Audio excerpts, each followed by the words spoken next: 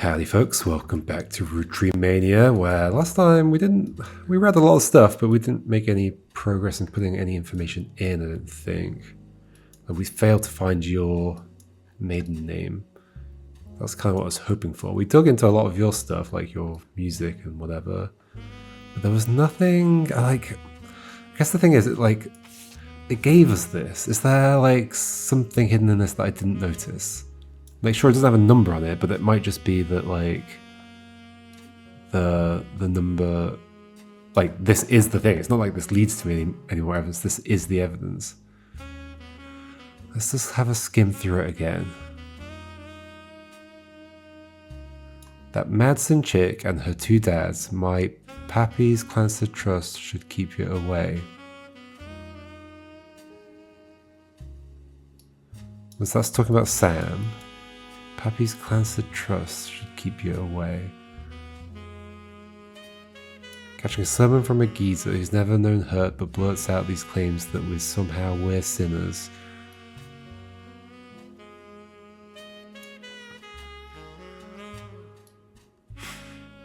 Turn my other cheeks and spread them.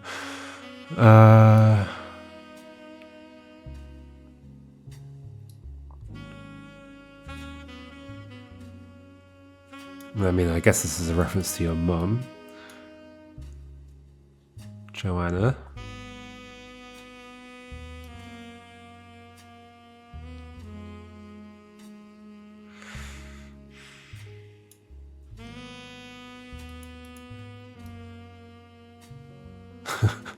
I thought it was funny that, you're a rapper and then you go to, I'll do it all legally, class actions, courtrooms.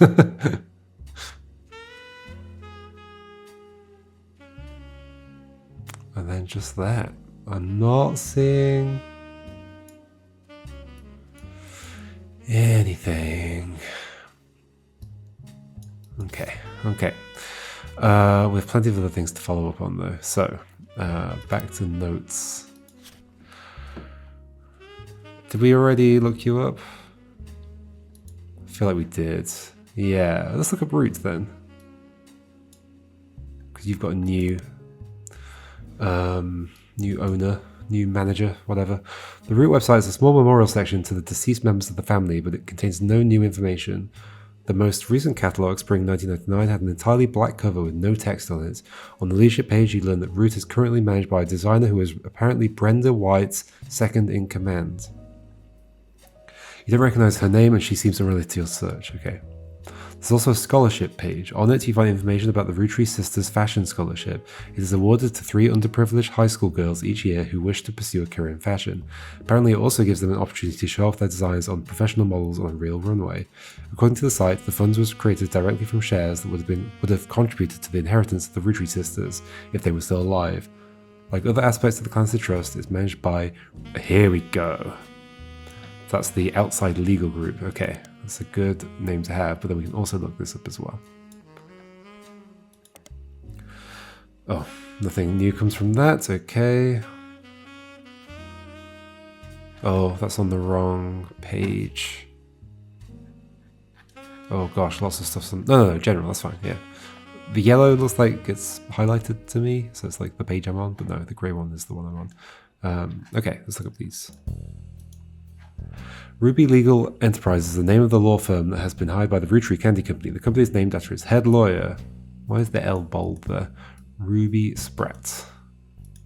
You can't find much information about the company from before this year, though all the articles tell the same tale. After the fiasco of 6 Pieces and the revelation that the Rootree's internal law group was complicit in such a cover-up, they hired outside counsel. The Rubie's legal enterprise group now seems to have ties to multiple aspects of the Roottree Corporation, including the Candy Company and Root. Okay. They were recently in the news due to a high-profile lawsuit they raised against Sisely Sanchez? Sisely? Sisely? No, Sisely probably. Okay,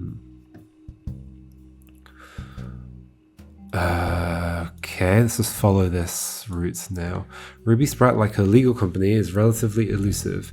The most complete source of information you can find from before her time with the Roottrees is from the website for a magazine owned by a major airline. She was the subject of one article from a recurring series about modern-day success stories. Okay. Rubie grew up in foster care, but excelled at school and earned a scholarship to study at MidEastern University. Let's just highlight everything. There she graduated at the top of her legal class and was quickly hired as a lawyer for a prominent firm. Okay? There are a few high-profile corporate-involved cases she was a part of. One was a legal consultant for a class action lawsuit against the manufacturer of steering wheel covers. Okay? Another was to help a local gas station in her hometown of Portland. Interesting. With the rollout of a promotion that allowed gas station customers to the ability to bet on the price of gas. Promotion that allowed gas. Okay. Okay, this could lead to other connections to Portland-related stuff. The blurb ends by calling her new firm a double threat. Her company's services are a cross between a traditional lawyer and a PR manager. All right. It's interesting though that she suddenly popped up into how she got connected with the Roottrees. Also, there's this magazine. I'm going to make a note of it just in case there's some way of figuring that out. Where was I previously? Oh yeah, there was that as well. I feel like this is going to be one of those not really relevant to anything, but let's do it anyway. Sisely Sanchez, an author best known for... Oh gosh. Best known for Portrait of a Changed Man, released in 1979. Her follow-up, Foreign Gospel, did not perform as well critically, but still sold quite respectably. She has written a few more books since then, including a biography of Van Gogh, but her first two are her claim to fame. Okay. Van Gogh, Van Gogh, Van Gogh, or whatever. According to a site about authors, Sisely is known for her non-fiction with a focus on exploring darkness in the human psyche. Recently, Sisely appeared in a magazine called Picotee.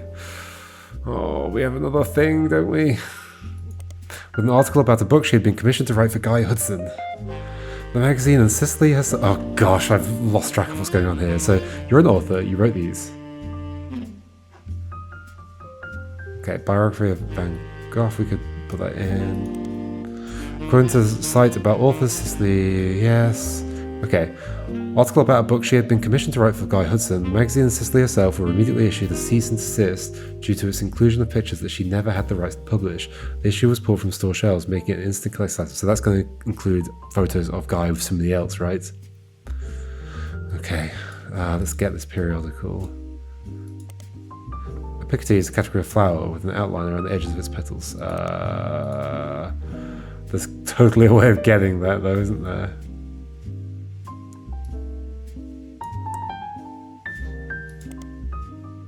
That's not how that works. Picotee magazine. Here we go. Picotee magazine is a publication that, as far as you can tell, has no consistent theme. It tends to contain tabloid-esque articles that appeal to a wider variety of audiences and appears in many grocery stores near the checkout line. Unlike traditional tabloids, it doesn't typically feature celebrities on the cover. Instead, it tends to latch onto and create sensationalist headlines about whatever subject appears to be popular at any given time. In recent years, this has included Beanie Babies, Magic Eye images, and even Red Bull. It has often come under fire for printing, "Can I get a Magic Eye" in the game? No. Can I find out about Red Bull in the game? No. Can I find out about Beanie Babies in the game? No. Okay. It's often come under fire for printing fiction along with facts. Picotee gets around this by stating in every issue that all of its articles are all the hearsay that's fit to print. At one point, Picotee ran an article about Sisely Sanchez, an author. She claims to have written an unread book. Unread because it's not published? You mean, so written an unpublished book? The article was not even the main focus of the issue, yet the magazine was threatened legally by the Roottree Corporation. That particular issue, the Big Sass Sea Bass issue, was pulled from shelves. It has now become a collector's item, especially amongst conspiracy theorists attempting to figure out what the Roottree company was hiding. You find a recently finished online auction that lists the copy at over $1,000, though nobody bid. Okay, so we can probably search this in 2 places. This is really adding a lot of things to my list, isn't it? Yeah. Big Sass Sea Bass is a talking fish that sits on a fake mount on your wall. When you press the button and speak into it, it mimics your voice and then insults you. Many people consider it a rip-off of a more popular wall-mounted communication-based fish decoration, but the packaging makes it clear that this one does not sing. I don't know what the name of... I know what it's referring to, but I don't know what the name of that thing is. Instead, what the advertisements say set Big Sass Sea Bass apart from its competitors is a sardonic and sarcastic wit that will leave you reeling with laughter. It's oceans of fun for the whole family. You'll be hooked on this big sassy bass. The words reeling, oceans and hooked are conveniently bolded to ensure you recognize how clever the copywriter was. Recently, it appeared on the cover of Picotee magazine in the same issue that the Roottrees related article appeared. That issue was removed from stores after the Roottrees sued the magazine. The issue has become a collector's item and ripe for conspiracy theories about what I was expecting to find some conspiracy theories by searching for that, but I guess not. But we can do this. In an issue that focused on a talking toy fish and the demonic messages it supposedly said as the batteries ran low, Picotee had an article about a cancelled book by Sisely Sanchez. The book's subject was Guy Hudson, and the issue was said to contain pictures that Sisely did not have the rights to publish. Because of the pictures, this issue was pulled from store shelves, making it the subject of some conspiracies and an instant collector's item. Due to this recall, the version found in these archives is incomplete. Okay.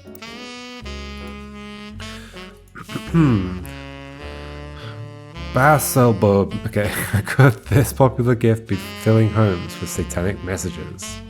Oh, I can't add that photo to my 8 things from this. Exclusive, Sisely Sanchez reveals Roottree secrets. Plus this utensil that will help you lose 50 pounds. This is the issue of Picotee magazine that contained an article about Sisely Sanchez. The story concerned an unreleased book she had written about Guy Hudson. It seems that it used photos of Guy that Sisely did not own the rights to publish. Fortunately, the magazine was issued a cease and desist by Rootree's lawyers. The magazine was pulled from shelves. Oh. No, but it leads somewhere. Ah, how do I get the actual article then? Like, it doesn't change things to search for this in the periodical, right? No. How do we get those pictures then?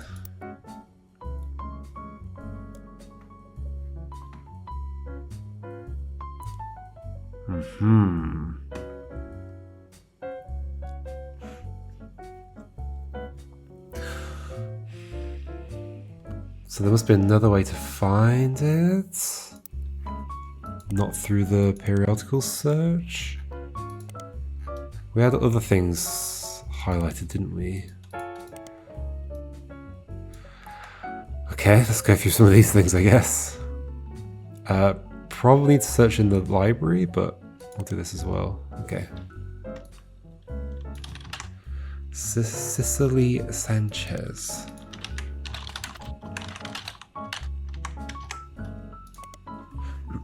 Out of print. The book's description has this to say: what if everything you stand for, everything you know to be true today, could disappear in an instant? All of your politics, relationships gone in the blink of an eye. Would you still be you? Sisely Sanchez tells this powerful true story about a man who woke up after being saved from drowning in his backyard pool and became an entirely different person. Included are interviews from those that knew him best before, as well as one-on-one chats that paints an entirely different picture. You won't be able to put it down without wondering, what if that were me? I don't think that leads anywhere.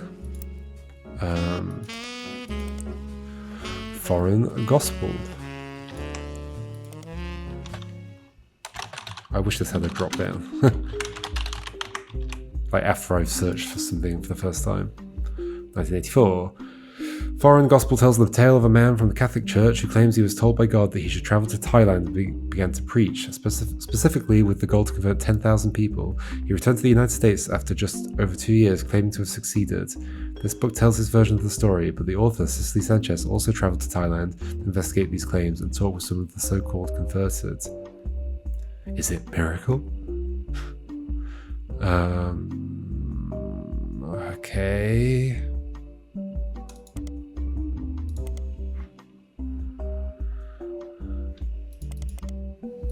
I mean, would you have put... Nope.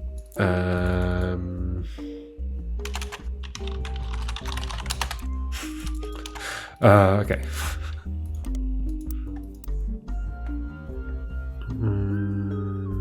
Not here, not here. Let's Let's go to my notes.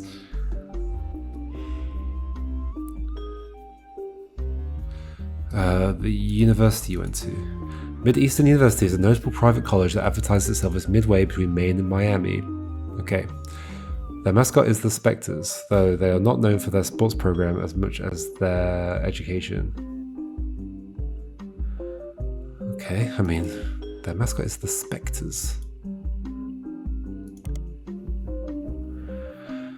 Their legal and language departments are their pride and joy, though they also have fairly extensive computer science and robotics programs. Along with other prestigious schools that haven't quite reached the notoriety of Ivy League schools, some refer to it as a Little Ivy. The college has embraced this, calling their newspaper their Herald, rather than Herald, which is a combination of Hedera, the scientific name for ivy, and Herald. Wow, that's very highbrow pun. Their website boasts that they have a historical technology museum on campus, including a still functioning computer from the 1960s that takes up a full room. They also have a printing press that they use to print one special year-end issue of the Herald each year. Oh gosh, we can look this up, can't we? Oh no. Oh no. The Herald is a school newspaper at MidEastern University. It appears to be available in your periodical archive. After a bit of research, you discovered its name is a... Yep, I know that already. I don't think there was anything else from that. Midway between Maine and Miami. That's a very odd point to make. I mean, I guess you're in the mid of the East Coast, so sure. But those are very far away from you. I guess we'll look this up now before I forget. There's nothing. But we could look that up in the periodical we got, but we're going to look up Sisely, of course. There. Oh, no, that's not what I wanted. What were they called? Spectres. Nothing at all, but we're going to do Sisely Sanchez. Nothing. Interesting. You've given that to us for a reason, though. So where did we find that? Oh, that was about Rubie Spratt. What was the connection here? Oh gosh, I've completely forgotten the connection. So, high-profile lawsuit that they raised against Sisely Sanchez. Oh right, which was the removal of the thingy-mabob. Okay, I've gotten mixed up. Sisely Sanchez is an author, did the article in the magazine that got the lawsuit against it, so they had to pull the edition of the magazine. Rubie Spratt owns this legal company. Okay, and it's you that went here, of course. So Rubie Spratt is who we're looking up in that periodical. There we go. Rubie Spratt graduated top of her class from the MidEastern's Legal College. Her valedictorian speech was somehow controversial at the time, as it was quite serious, with a heavy focus on wealth inequality. This didn't go over well with the predominantly middle to upper class audience in attendance. The editor of the Herald, so it's interesting that she's now working with the Roottrees, I guess. The editor of the Herald at the time said Rubie, unsatisfied by simply earning her place at MidEastern with a full scholarship, went on to earn a captive audience of her peers with a perfect GPA. That's the, like, your exam scores, right, or something in the US? It felt, I mean, can I search that? No. I think that's what that is. It felt like the ideal occasion for a celebration of an undoubtedly incredible individual. However, by the end of the speech, there were many in the audience that wished that neither of those events had transpired. It was a passionate attempt to use a soapbox to proselytize her fellow students and their parents into the religion of poverty, but unfortunately, judging by the silence, they remained unconverted. Okay. Can I find the speech? I mean, that would have come up from the other thing.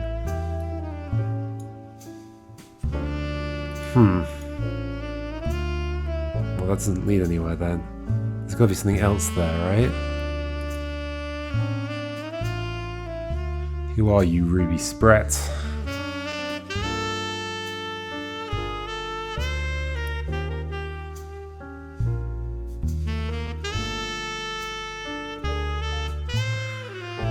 Oh yeah, there's the connection to Portland as well.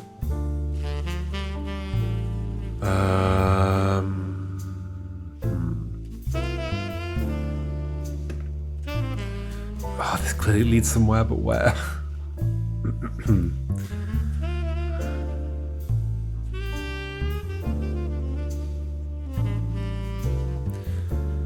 Biography of Van Gogh, Picotee, major airline.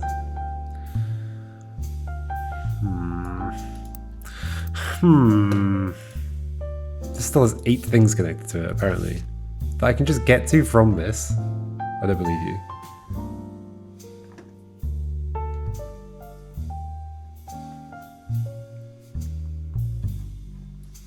I did already search for Guy, right? In the thingy.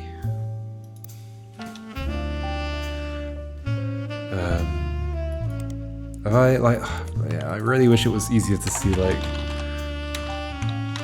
what you've done already. Yes, I've done that. Hi, Hudson. This gives me the page that I've read already. Yep. Conspiracies. We had conspiracy pages in the previous half of the game. I kind of want that.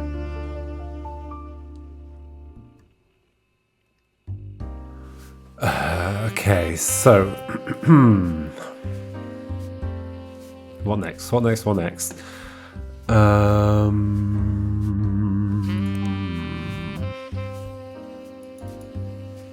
This is no for non-fiction. Like, this was supposed to lead somewhere, wasn't it? And it hasn't for me. What am I missing? I'm missing something. I'm clearly missing something from this. Picotee, Roottrie. It's a code.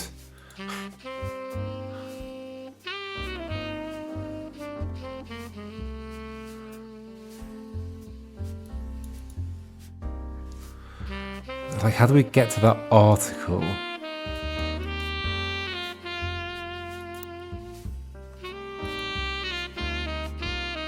I don't know. I do not know. Let's just follow other leads. We can just follow whatever's available to us. We could go back to the starting point again.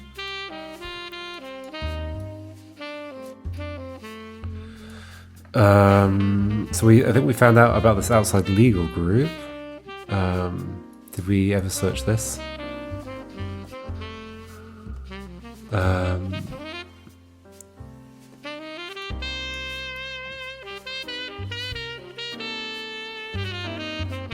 No, I don't think we've read this. Okay.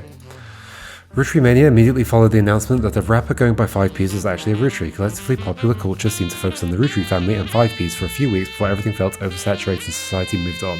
Because of the 5Ps saga, an underlying through line to how pop culture treated Roottreemania was an excuse for everyday people to claim they were also Roottries. Daytime talk shows had I Am a Secret Roottrie episodes. I mean, we could look that up, I guess. I don't think it'll come up with anything. Late night hosts and guests made jokes about other lost members of the family, and there was a widely shared website where you could fill in your own name to find out if you were a secret Roottrie. When you submitted your name, it simply said no, with an image of Clark Rafferty LaRue giving you the finger. Nice. Roottreemania lasted only a few weeks, just long enough for 6 pieces to re-enter the charts and to trigger new printings of other Roottrie-related media. Okay, this includes Lauren's diaries, VHS releases of Gwyn's old movies, as well as countless other unauthorized biographies, which mostly seem to attempt to capitalize on the Roottrie sisters, Carl and Brenda. Okay, so there might be more stuff to look up about them. These re-releases were too late to successfully capitalize on or extend the craze. As a result, most of them were failures, and countless novelty shirts that had variations of I'm a secret Roottrie became immediately unfashionable. Though some people still wear them ironically. It's the thing we've got on our title screen at the moment. So we've got one of them. Okay. Let's stick at this top level for now. I mean, okay, I'm kind of interested. Yeah, okay. Shall I remove stuff that isn't needed anymore? Maybe. I didn't go anywhere, but I think it could still go somewhere. I mean, or we could dig down to that more. Let's not go to Anonymom yet. Let's stick with the Roottrie sisters. Yeah, there's an older version. The website you used to initially place Raina, Rose, and Riley is still up, though instead of the cheery pink background with purple text, there's now a more traditional black text on a white background. The young webmaster has turned the site into a memorial for the sisters and their father. Seems like she did end up getting her ears pierced like Rose after all. Regardless, there's no relevant information, just a picture of the girls with a sad MIDI piano playing in the background. From other higher profile sites, you find that a charity has been set in the girls' names. Yeah, we've already looked this up, but did it lead anywhere interesting? Oh, it led to there.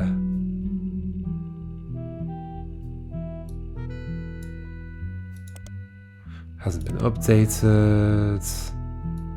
Has this page been updated?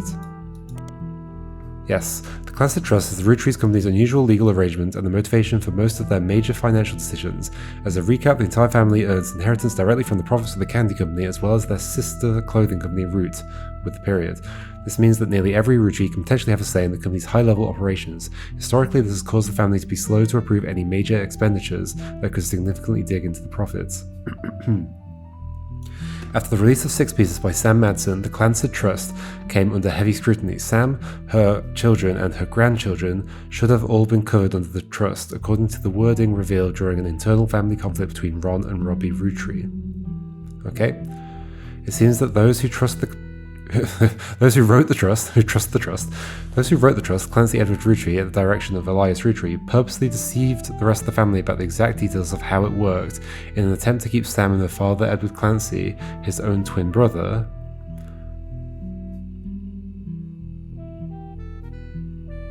oh yeah, I forgot they were twins, yes, okay, in comparative poverty. Because the rest of the family made money hand over fist, they had very little motivation to question their understanding. Sam's book revealed this to the public and it did not go over well. Clark Rafferty LaRue took over the company and his most celebrated move was his first official one. He ensured Sam's family would get their share. To help facilitate this, the inheritance aspect of the trust is now under the control of a third party, Rubie Legal Enterprises. This ensures that the financial motivation of Roottree family members will not interfere with the investigations into potential new Roottrees, according to Clark's letter. However, some family members are still doing their best to slow the investigation by refusing to answer questions. Okay,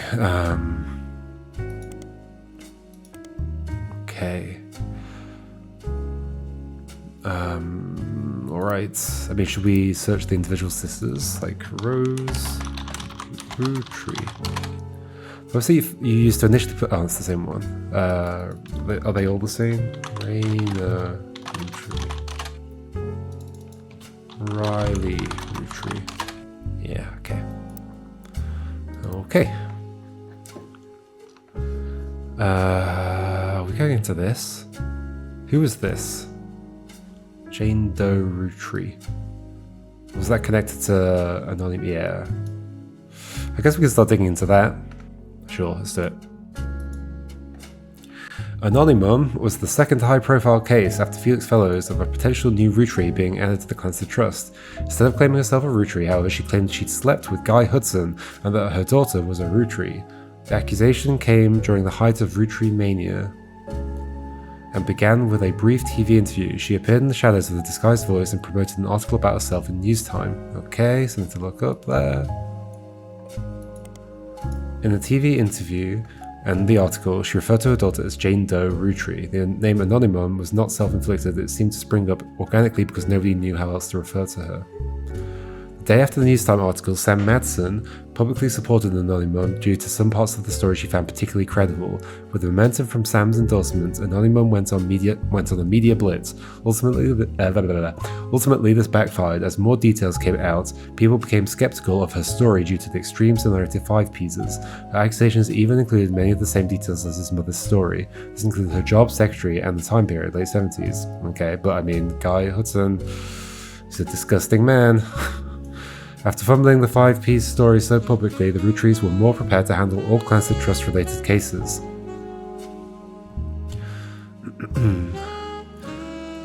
Within a week, a DNA test proved that Anonymom's daughter could not be related to the Rootrees. This was announced at a joint press conference with lawyers representing both Anonymom and the Rootrees.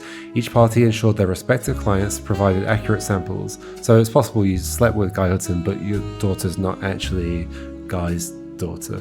Immediately after the negative results were released, many of those who had already been skeptical felt vindicated. Others who had built up hope that history could repeat itself after 5Ps felt duped. Many people suspected the whole affair had been a hoax to gain fame and money. Many demanded that Anonymom be held accountable, and some people even began to attempt to track down her true identity. I think that's probably going to happen here. The Roottree company felt pressured to put out a second statement to try to curb some of the backlash, even going so far as to say that it was scientifically proven that Jane Doe Roottrie is not a Roottree. That doesn't mean that her mother and Guy Hudson were not involved in an affair. She had every right to make her claim, as it has been verified that her stories about Guy Hudson were not exaggerations. Please leave their family alone. Many people claim this high-profile anticlimax and public backlash was the beginning of the end for Roottreemania, since much of the fun was the shared fascination about secret Roottrees. Others think that, like any fad, it just ran its course naturally. Regardless, this was the final notable event related to the release of 6 pieces, and things soon went back to normal. I do like that this game is a bit of a,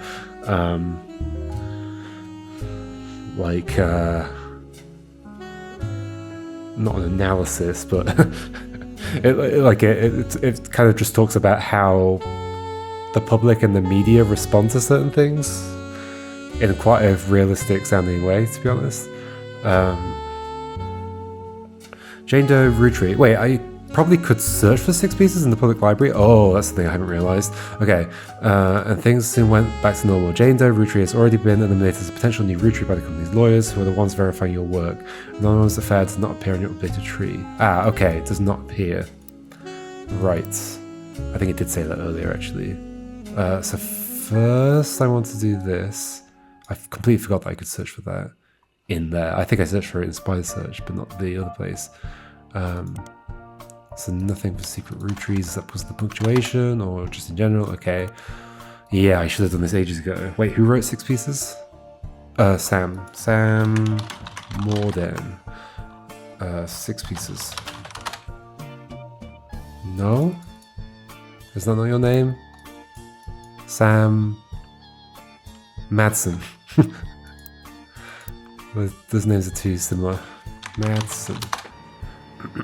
Here we go. Sam Madsen's book was released earlier this year and details the truth about Elias Roottree, as well as Sam's fathers, Edward Clancy Roottree and John Miller. You helped verify her story, so much of the book's core contents are familiar to you. That said, Sam had some sections on other family secrets and rumours. Much of it didn't matter to the primary purpose of the book. Some of it is new to you and may be important to your new search. These sections have been added to your notes. Okay, that sounds like a very key piece of information. I could have found it a lot earlier. We've got your picture already. Unwrapping America's Sweetest Family. Sam's book has a few different passages about her own history with the company and the rumours and gossip she collected during that tenure. She ran the farm for a period starting around 1968 after the death of Elias Roottree until her daughter Gwyneth took over in 1984.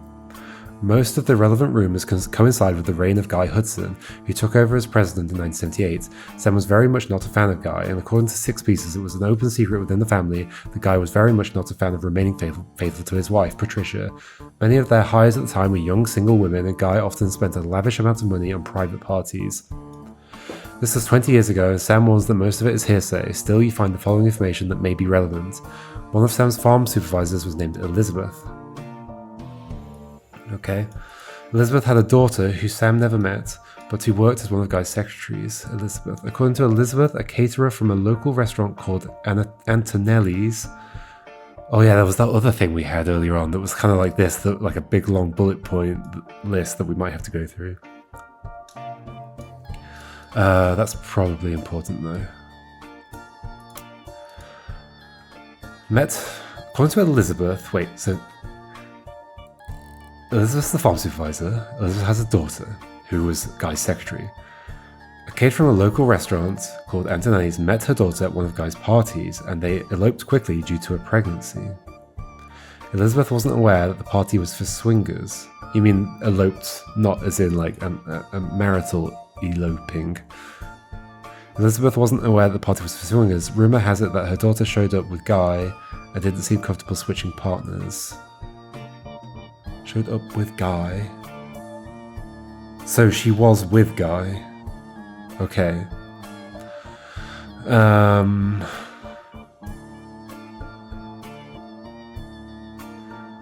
due to a pregnancy. Eloped quickly due to a pregnancy. No, I think you do mean eloped. So, okay.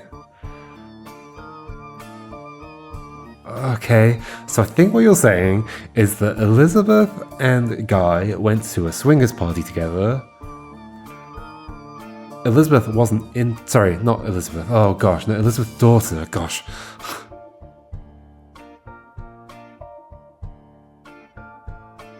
Elizabeth wasn't aware.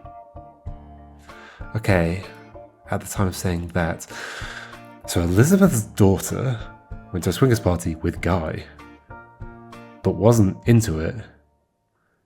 And at that same thing, she met the caterer, and she became pregnant, possibly from him, possibly not, and they eloped later.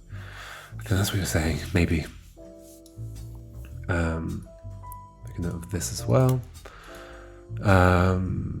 So Guy's at the center of a lot of this. Guy's main positive contribution to the company involved expanding to markets previously untapped by Roottrie. However, when he went on trips overseas, they were often for weeks at a time, and Guy was known for spending more time and money on unofficial business than meetings with distributors and manufacturers.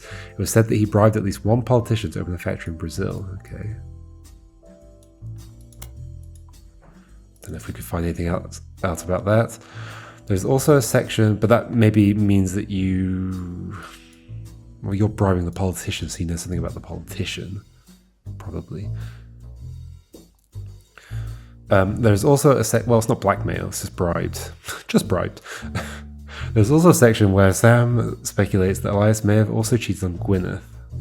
Elias, is that the top? We're talking about the top of the tree here? Yes, okay.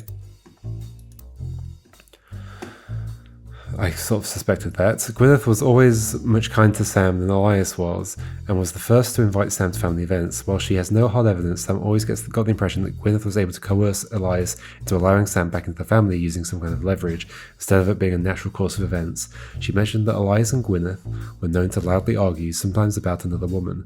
Sam also says her son Ernie... Sam also says her son Ernie once asked her who's Beth because he overheard them yelling about someone with that name. Okay.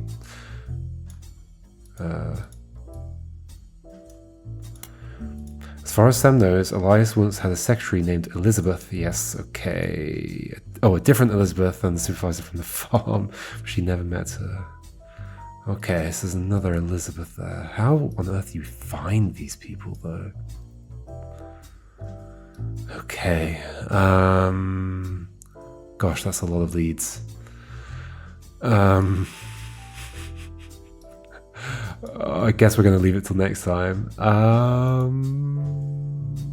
We'll start following down some of these, I guess. And we can look at more about Elias as well when we get to this bit. But we could look at this Antonelli's, see what kind of food they do. I mean, it sounds like an Italian restaurant. The food that they do is obviously the most important thing. Okay, yeah, there's stuff to follow here. Yes. See you next time, folks, and we'll start exploring some of that. All right, goodbye.